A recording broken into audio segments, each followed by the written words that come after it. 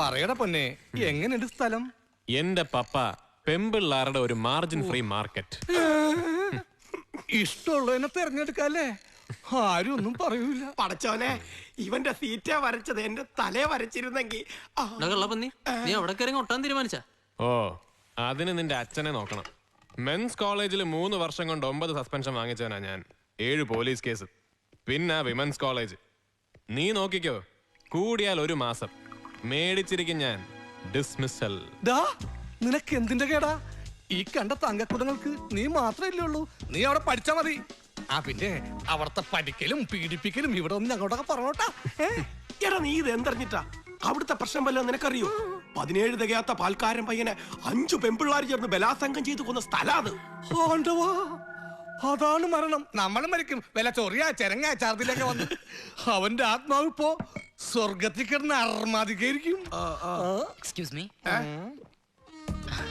ഈ ശ്യാം ബാലഗോപാൽ വിമൻസ് കോളേജിൽ പഠിക്കുന്ന ആൾക്കാരന്വേഷിച്ചു വന്ന് തുടങ്ങി. ഞാനാ ശ്യാം. ആരാ? ഞാൻ രഞ്ജിത്ത്, തിരക്കുള്ളൊരു ഫാഷൻ ഡിസൈനറാ. എങ്കിൽ തിരക്കൊഴിഞ്ഞിട്ട് വാ, പോയിക്കോ. ശ്യാമിനോട് പേഴ്സണലായിട്ടൊരു കാര്യം. എനിക്ക് ശ്യാമിന്റെ ഒരു ഹെൽപ്പ് വേണം. നിങ്ങളുടെ കോളേജിലെ കുട്ടിയാ. കൊള്ളാലോ വീഡിയോ. ഈ കുട്ടിയെ മാറ്റി ചേരില്ല. എന്താ ഒരു ഐശ്വര്യം. അയ്യോ, കല്യാണാലോചന ഒന്നുമല്ല. ഫെമിനാ ഷോയില് എന്റെ ഒരു ഐറ്റം പ്രസന്റ് ചെയ്യാൻ ഈ കുട്ടി ആപ്റ്റാ. ഞാൻ അപ്രോച്ച് ചെയ്തിരുന്നു, പക്ഷെ ആ കുട്ടി താല്പര്യം കാണിക്കുന്നില്ല. അപ്പോഴെ ശ്യാമിനെ കുറിച്ച് കേട്ടത്. ഈ കുട്ടിയെ പരിചയം ഉണ്ടെങ്കിൽ എന്നെ ഒന്ന് ഹെൽപ്പ് ചെയ്യണം.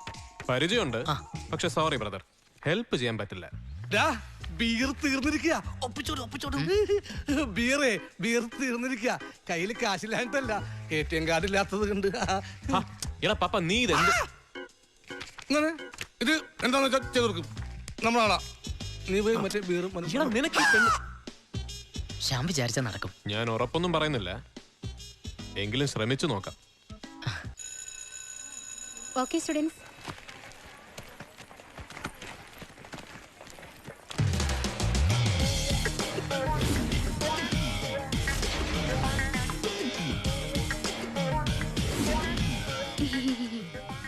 ഡിയർ ഫ്രണ്ട്സ്, ഈ തങ്കക്കുടത്തിന് അറിയാൻ മേലാത്ത ചില നിയമങ്ങളുണ്ട് നമ്മുടെ ഈ പൊന്നാപുരം കോട്ടയിൽ. അതൊക്കെ നമ്മൾ വേണം പഠിപ്പിച്ചു കൊടുക്കാൻ, റൈറ്റ്? കുഞ്ഞാടുകളെ ഒന്ന് മാറിക്കേ, പ്ലീസ് പ്ലീസ് പ്ലീസ്. സോസമ്മോ, ഓ ഒന്ന് നോക്കിയടി, എന്നതാണ് ഇതേ പറയുന്നേ? ഒയ്യോ, ഇത് നമ്മുടെ പെറ്റിക്കോട്ട് സർക്കുലർ അല്ലയോ? ആന്നേ, നീ അതൊന്ന് വായിച്ചേ. ബള്ളിയും പുള്ളിയും കുത്തും കോമയും ഒന്നും വിടരുത്. Okay. All students of this institution are mandatorily required to wear a petticoat while inside the campus.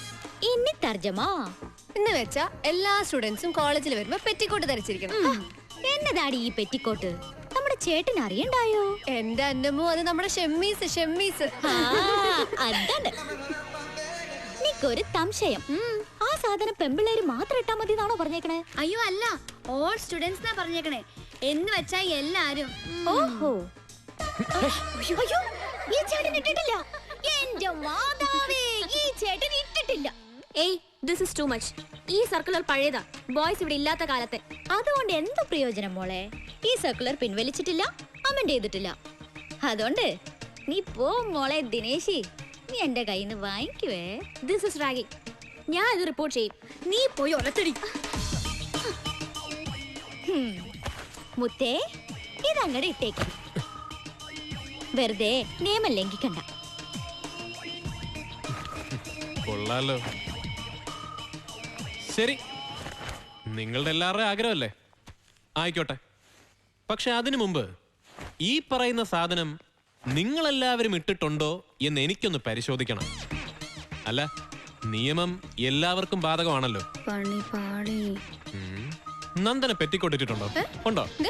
ഞാനൊന്ന് നോക്കട്ടെ. ഇല്ലേ, മോൾ ഇട്ടിട്ടുണ്ടോ? സൂസൻ പെറ്റിക്കോട്ട് ഞാൻ കാണട്ടെ. നിങ്ങൾക്ക് ഇങ്ങനെ ഓടിയാലോ? ആ ചേട്ടനൊന്ന് കാണട്ടെ. അല്ല, ചേട്ടൻ മാത്രം പെറ്റിക്കോട്ട് ഇട്ടാ പിന്നെ നിങ്ങളുടെ കാര്യം ആരും നോക്കും? തന്നെയാ ഇങ്ങനെ.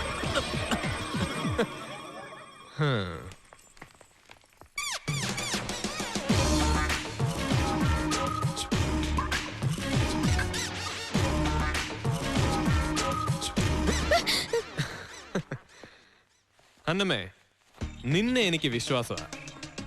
വേറെ ഒന്നും ഇട്ടിട്ടില്ലെങ്കിലും ഇന്ന് നീ ഇതിട്ടിട്ടുണ്ടായിരിക്കും എന്നെനിക്കറിയാം. ഓക്കെ ഫ്രണ്ട്സ്, എല്ലാവരും ശരിക്ക് കണ്ടോണം.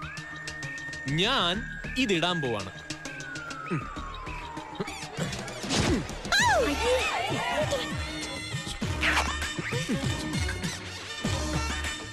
ആ ഓക്കെ ഓക്കെ, എല്ലാരും നോക്കിക്കോളൂ, കണി റെഡിയാണ്.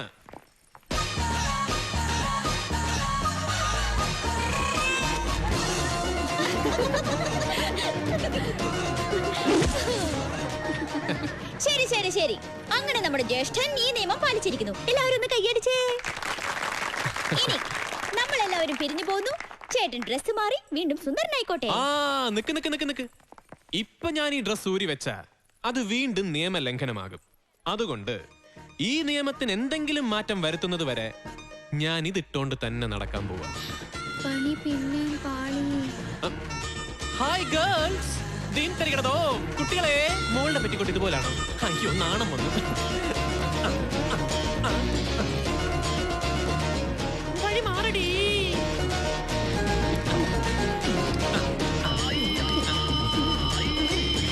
പോട്ടെ. നിക്കു നിക്കു നിക്കു.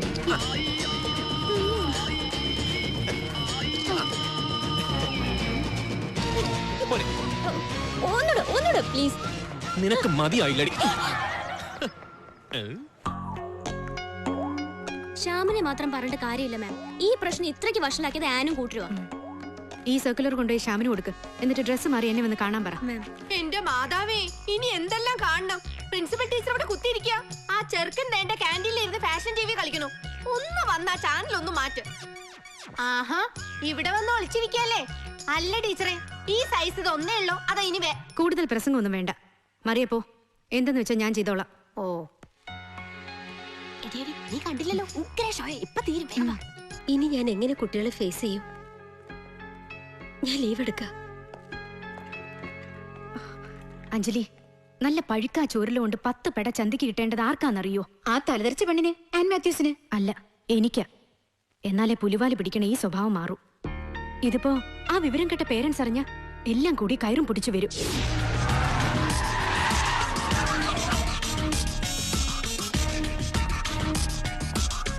നീ ഇത് കൊളമാക്കാതെ വിടില്ല.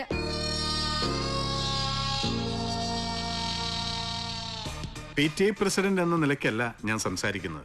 ഒരു സാധാ രക്ഷിതാവായിട്ടാണ്. കൺമുമ്പിൽ ഇത്രയും വലിയ അഴിഞ്ഞാട്ടുണ്ടായിട്ടും മാഡം എന്ത് ആക്ഷൻ എടുത്തു? മുമ്പ് പഠിച്ച കോളേജിൽ 3 കൊല്ലം കൊണ്ട് 9 സസ്പെൻഷൻ, 7 പോലീസ് കേസ്. ഇത്രയ്ക്ക് സ്വഭാവ ഗുണമുള്ളൊരു പയ്യനെ ഇവിടെ ചേർത്തത് തന്നെ ഞങ്ങൾക്കിട്ടൊരു പണി തരാനല്ലേ ടീച്ചറേ? എലിയെ കൊല്ലാൻ ഇല്ലം ചുടുകാന്ന് കേട്ടിട്ടില്ലേ? ഓക്കെ സമ്മതിച്ചു. ആക്ഷൻ എടുക്കേണ്ട കാര്യങ്ങൾ തന്നെയാ ഇവിടെ നടന്നത്. ആയിക്കോട്ടെ, എടുത്തുകളെ. എന്തായി? സസ്പെൻഷൻ ഉറപ്പായി. കുട്ടിയെ വിളിക്കുന്നുണ്ട്.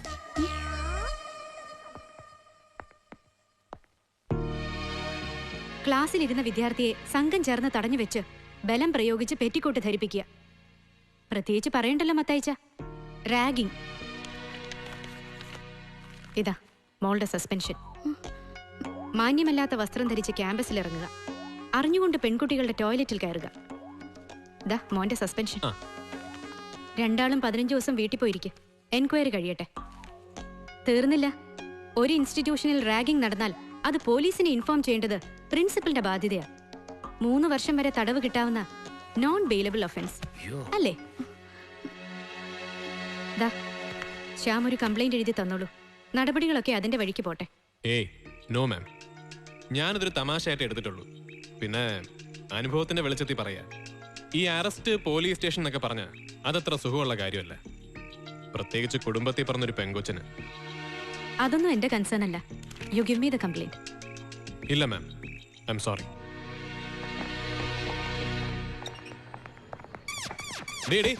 അവിടെ നിൽക്കടി.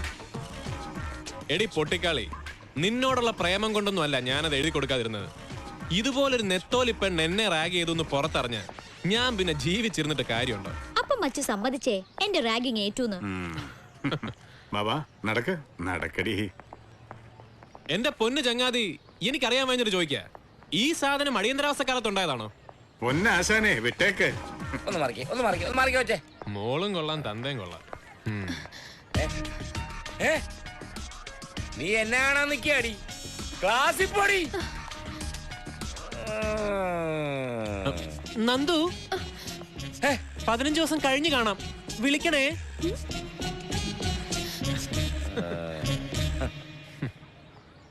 ഒറ്റ മോനല്ലേ നീ, വെറുതെ ആ ടീച്ചറമ്മയെ കരയിപ്പിക്കാൻ നിൽക്കണ്ട.